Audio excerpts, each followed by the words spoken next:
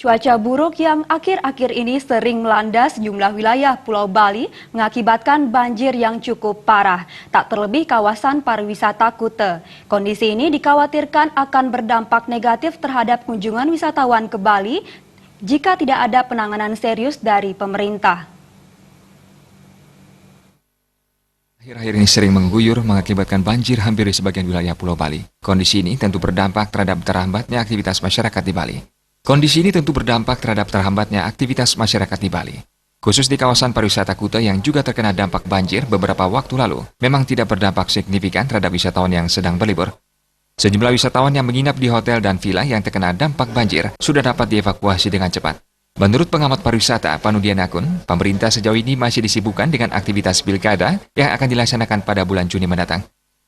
Gitu. Sekarang lagi sibuk pesta demokrasi. Jadi bagaimana memenangkan peperangan di pilkada 2018. Udah uangnya itu untuk kampanye, untuk bikin pesta rakyat, untuk pesta budaya, itu semua biaya.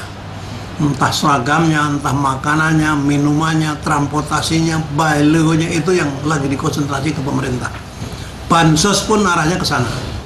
Itu begitu. Jadi pengusaha itu maju-maju sendiri. Pihaknya menambahkan khusus untuk wisatawan asal Cina sendiri, sampai saat ini masih belum banyak yang datang.